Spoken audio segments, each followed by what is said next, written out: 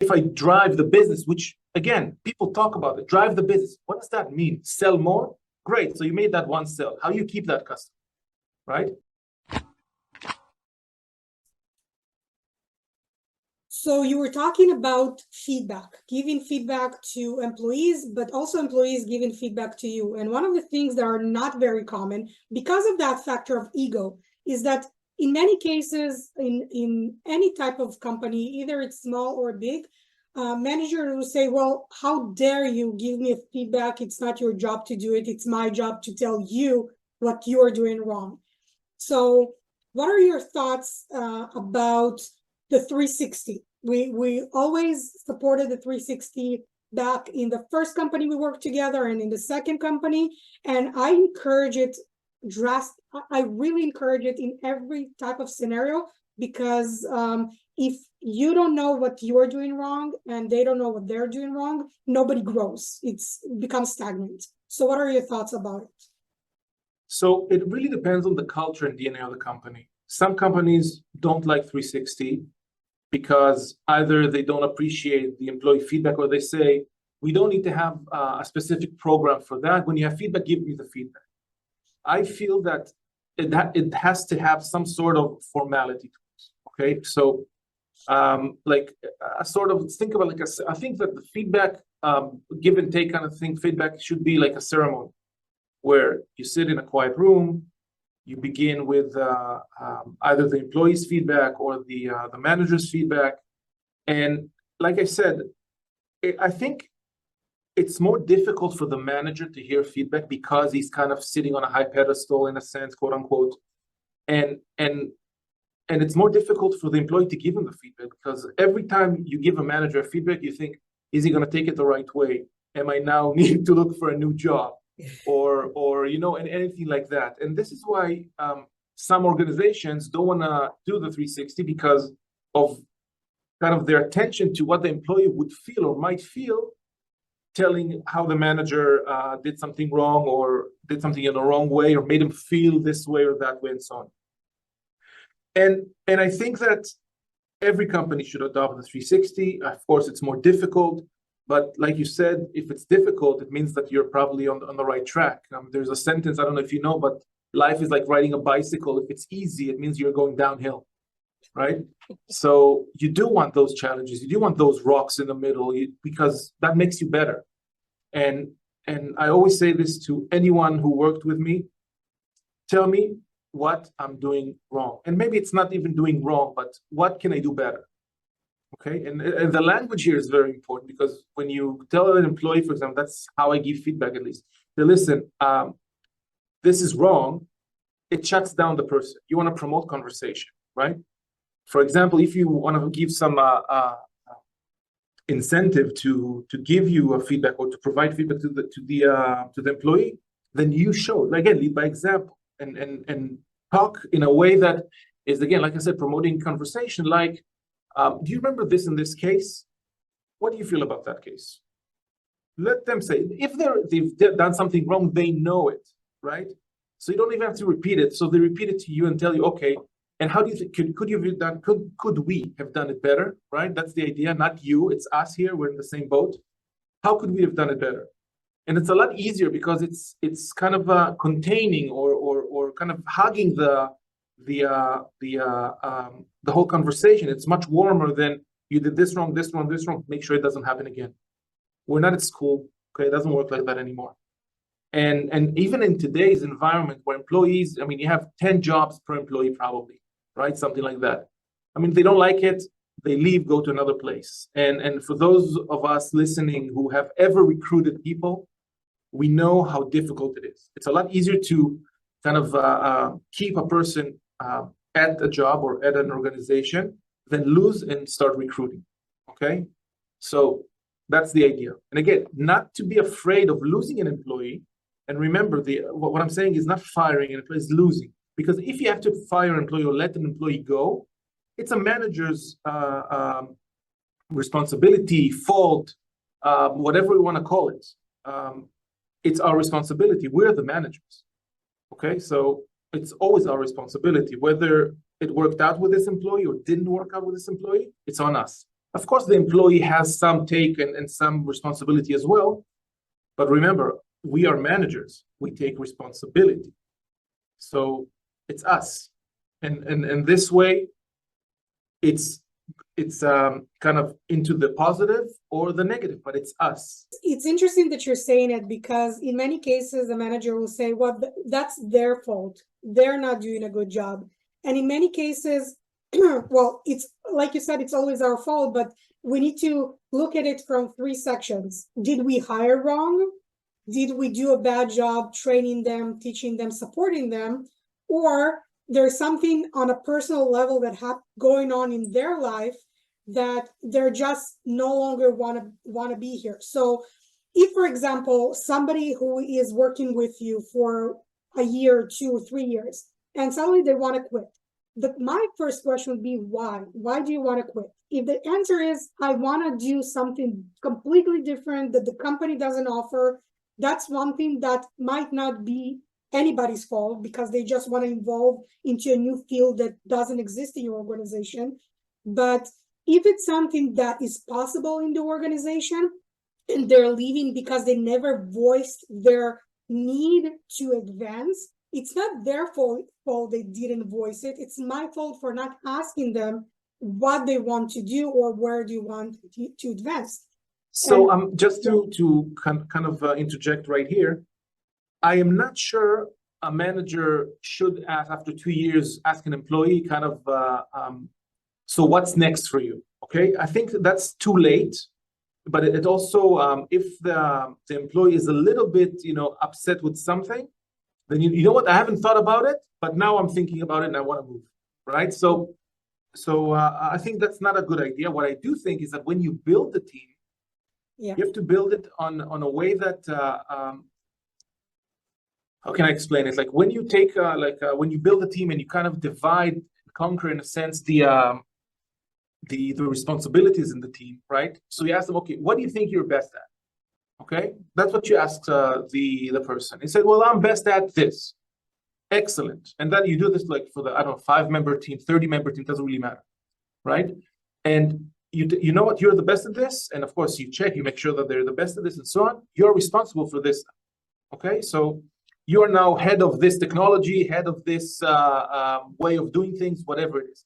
Now tell me, what are things that you also like, but you don't think that you're the best at? Okay, like a medium type of building up, yeah. And it gives you, 1 or 2 things that I'm not as good, but I'm okay. Great. So you're supporting in that field where someone else is the best in it. You're now his support. So it's a sort of kind of, they shadow now the person who's an expert, but you're also providing coaching for someone who's medium in your things that you're the best.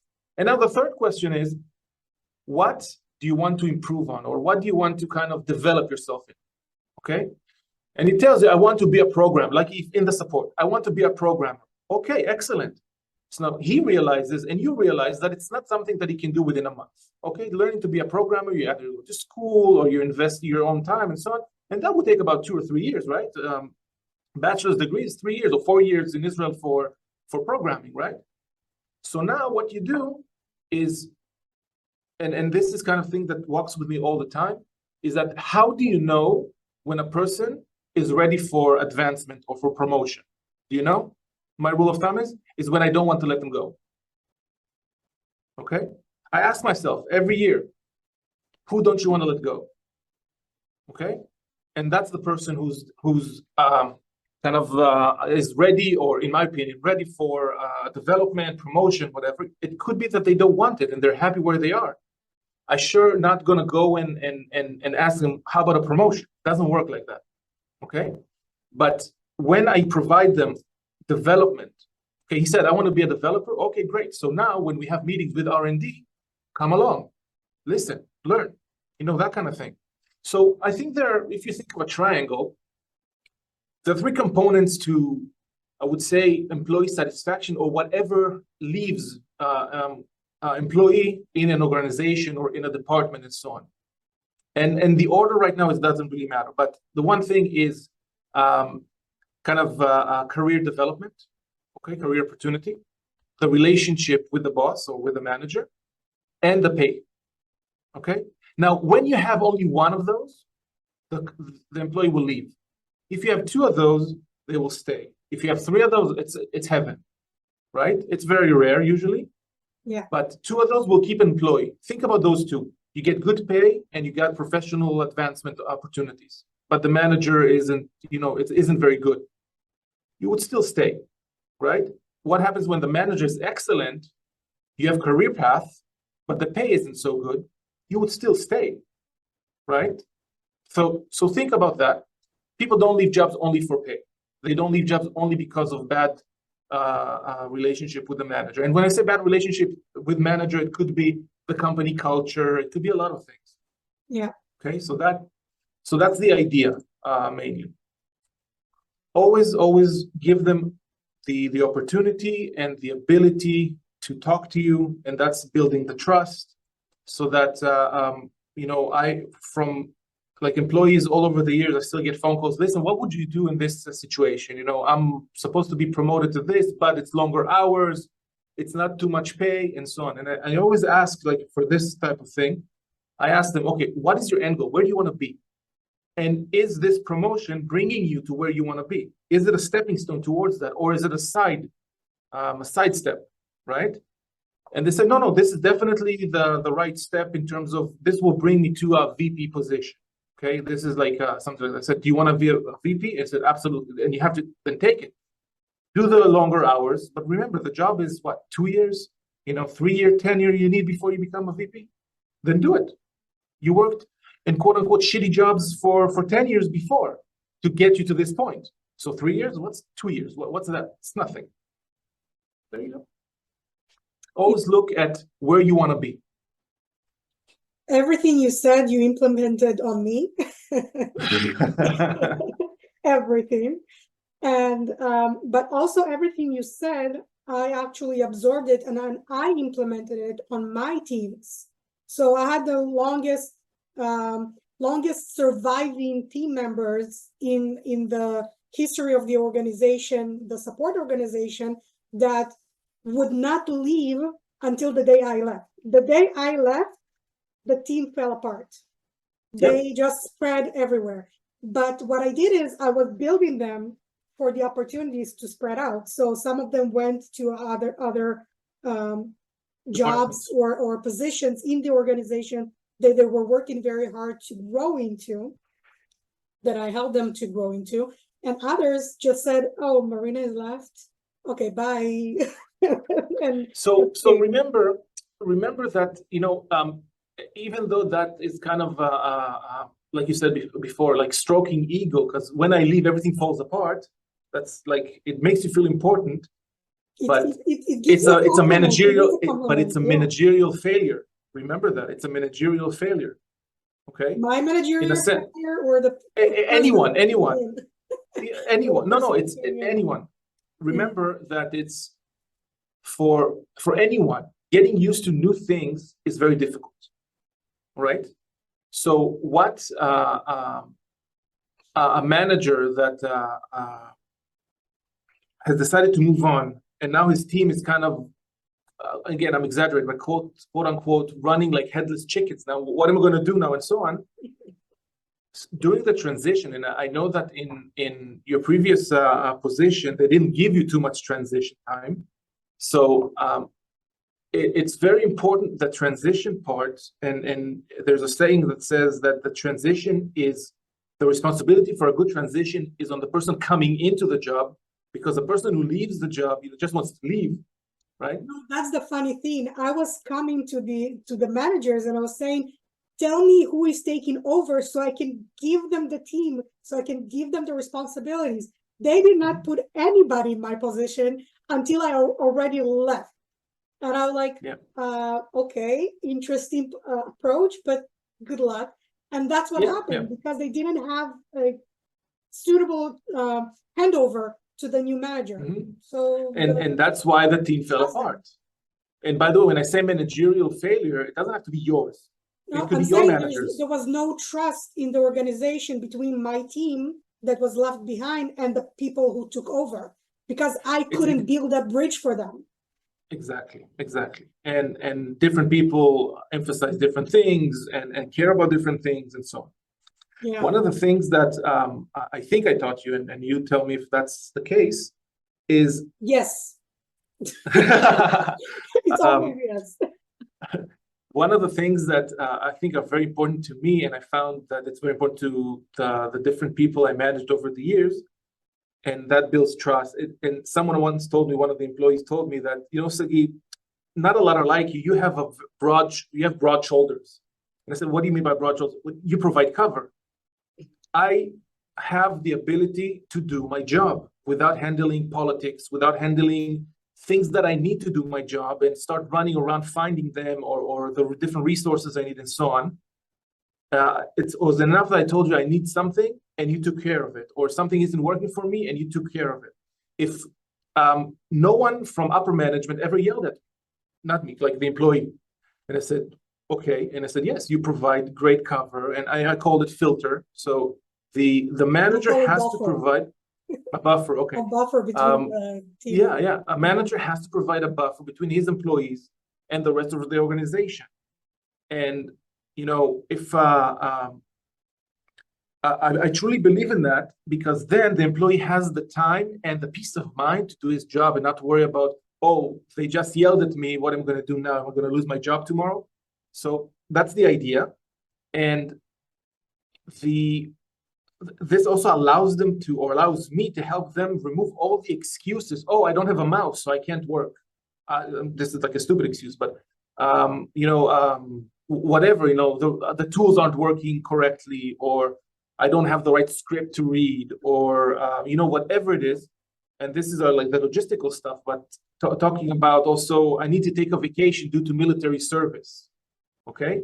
So am I supposed to let him chase HR now during his work time, to give him the right forms and so on and so on? No. When is your a military service, or when do you want to go on vacation? Done. One of the things that's also important, especially in the service industry, we're very lacking on people, on manpower. So vacations are very problematic. Someone comes to you and tells you, I want to take a 2-week vacation. And he has the vacation, in the record, and he has everything and so on. Let's say, and it's not a good time and so on. At that moment, you lose the trust with the employee. He might go on vacation and you lose the trust, or he might not go on vacation and you lose the trust. So, and when it means that, it's like, when I say lose the trust, I mean that he's going to now talk like within himself, oh, what a shitty place. They don't even I worked for a year straight with no vacations. Now I want to take a vacations, and they can frown upon it and so on. They said instead of 2 weeks, take a week and so on. So he's going to take the vacation and still going to frown upon it. So the way I deal with it is, any employee that wants any vacation at any time, again, within the different broad guidelines and so on, you deserve it. Go take a vacation. I'm not talking about a guy who comes in from a vacation and goes on the next day to another vacation. I'm not talking about like extreme cases. We'll handle the job, the work, and the reason we'll handle, because we have other people who want to go on vacation as well, and they see that you go on vacation, you'll back them up when they go on vacation and so on. So it's also building a team culture where we'll do anything for each other, because we know that it's superlative, like a one for all or for one kind of thing. So, and what I found in my previous position, at least, is that people outside of the team started talking with the team members. So how can we get to your team? And they asked, why do you want to get to the team? I said, well, we understand that it's fun for you. And they said, okay, so you don't understand Sagi. There is no fun. I mean, we laugh and so on, but he's very demanding. I mean, if we need to work on a weekend, we'll work on a weekend. But he always promised us that when I say something is urgent, okay, it's really urgent. Not everything is urgent. And I like to call urgent being kind of a non-conventional weapon, like a nuclear weapon. And if I use it once a year, I feel that it's a failure on my part because I didn't prepare enough. Because what is urgent? Urgent means I didn't prepare well enough, and now it's urgent, okay? So that's why we plan ahead. Sometimes it's a week ahead, sometimes it's a month ahead, sometimes it's like, I know where we want to be 6 months from now. Planning provides also, we talked about trust, but also ease of mind. They know what they need to do with no pressure or less pressure than what actually other teams are working at.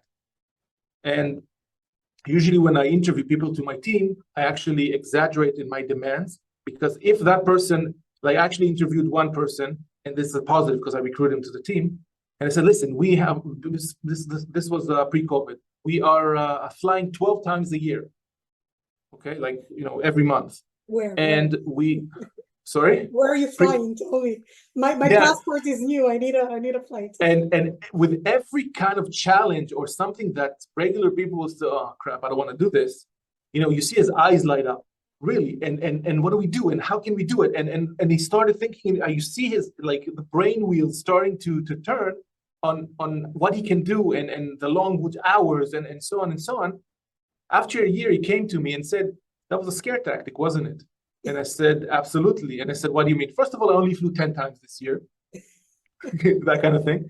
We created a lot of content, but it was fun. I went to train people, and I went to show people, and I loved it. And I said, well, you're the kind of person that we need, and that's why you're here. Other people, after I interviewed them and told them like the 4 or 5 demands that we have, simply said, it's not for me. That's it. So that's how you separate the winners that you want on your team. That's it. Everything you're saying is amazing. You know that I truly believe in it. Let's talk about the last topic, which is something that I spoke about with another person who used to build teams in the medical industry, and they did not see it the same way that we see it in a high-tech industry. So I wanted to hear your thoughts. Israel is known as the Silicon Valley of the Middle East when it comes to high-tech. But not only high-tech companies have the approach of treating their employees, perking them, giving perks, giving not prizes, but gifts. If it's on holidays, if it's traveling abroad once a year as a company, if it's food in the kitchen all the time, if it's lunches. What do you think? And it's not common. It's like the standard in Israel, and not only in the high-tech industry, but is very foreign when you go to Canada or US or anywhere else. People don't understand it, or they actually turned off. They say, like, why would I give it to my employees? Why? This is a waste of money. What are your thoughts about it? So I think, and you called it right, it's a perk. What I mean by that is, if an employee comes to you to work for you because of the food you have in the kitchen, I don't want that employee, okay? So that's when you hear all the commitments or all the challenges that you're gonna withstand if you become an employee, then all these perks around actually make that bitter pill of long hours, and someone actually called a golden jail or a golden cage, they make it a little bit sweeter. Like, for example, I'm sitting with you here, it's 6:20 at night, and I still have like an hour and a half drive to my home. Oh, you're at the office. I'm at the office. I'm flattered. So I always ask myself, why am I here? Am I here because of the ice cream in the fridge, or the lunch, or no? You have ice cream in the fridge? We have ice cream in the fridge. I don't know, the high 10 quality flavors. One or the small? Yeah, 10 flavors. No, good ones. But and you see with this let's say wealth of perks, at the end of the day, I don't eat 15 popsicles. I don't go to lunch 15 times a day. I work. This is why I'm here. And if the work is challenging enough, if the work is interesting enough, if I get good feedback from my manager who builds me up, then that's why I'm here. Now, again, it depends on, you have to give in order to get. Okay, the question is what? What is the expectation? And they're actually asking us, right? For example, I don't know, last one clarify, was... the company is asking the employees. Like, yeah. The company, listening, it's the company asks the employees what are their expectations. Yeah, exactly. And by the way, you see what the market gives as well. And again, if an employee comes in just because of the, what's it called, the ice cream in the fridge or that, and they're like a mediocre employee and so on, then I don't really want them if this is what drives them.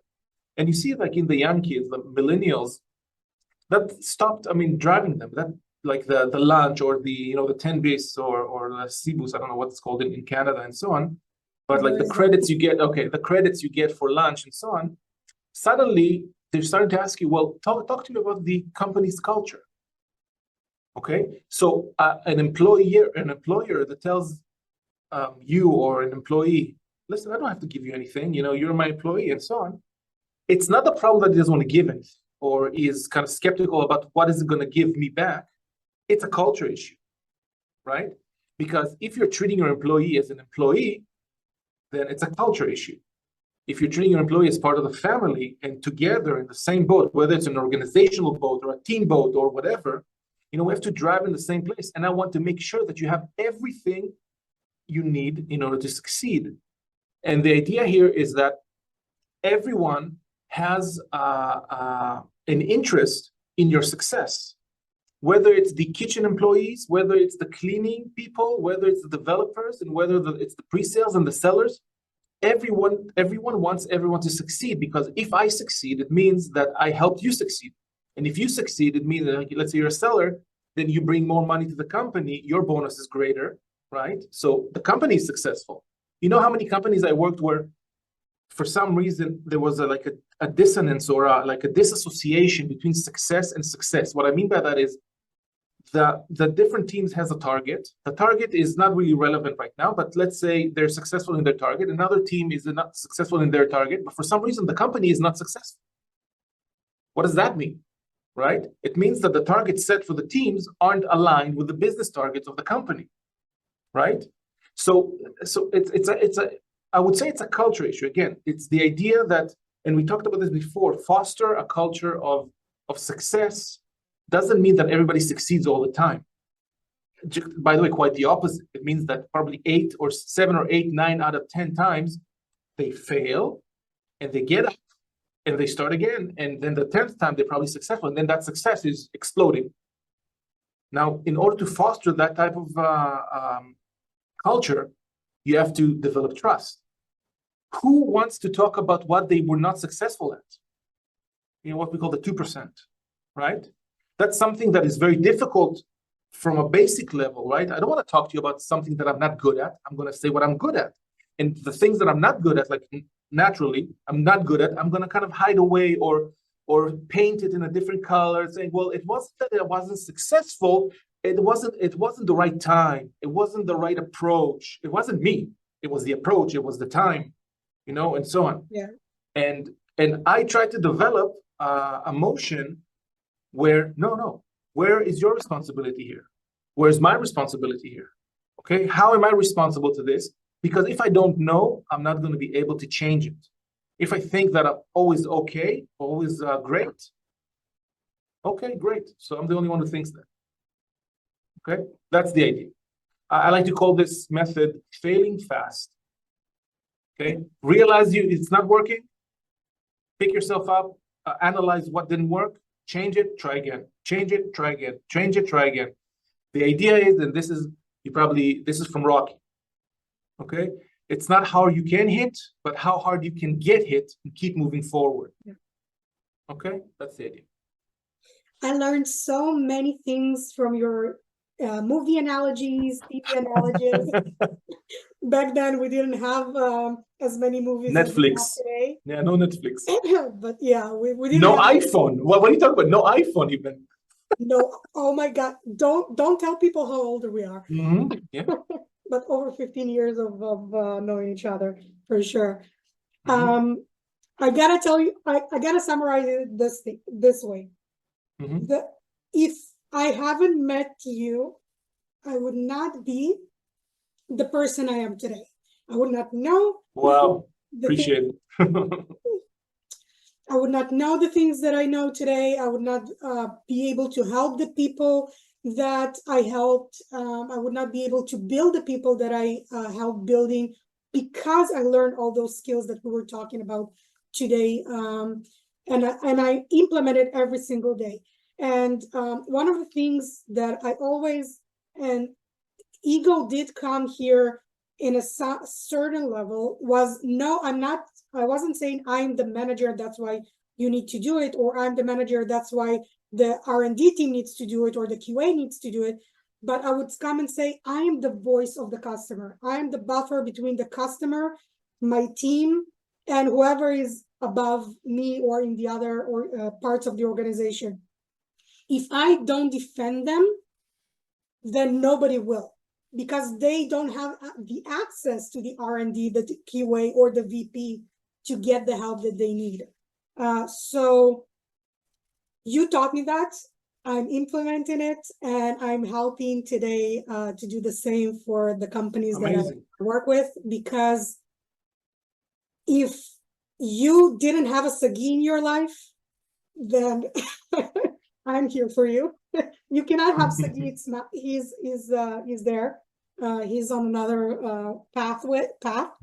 But I'm continuing his legacy, and he's doing very well. I'll have another interview about some other topics that are extremely interesting and are very important for every business.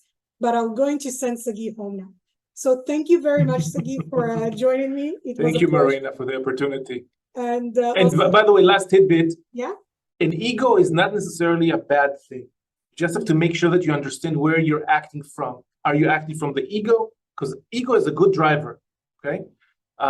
So you have just to make sure that what is the reasoning for doing things. Always analyze yourself and see, is it because someone hurt me? Is it because someone made me feel something and I have to kind of respond? That's an ego. And if it's something that is better for everyone, usually that's not. That's it. That's a very good point and a good summary.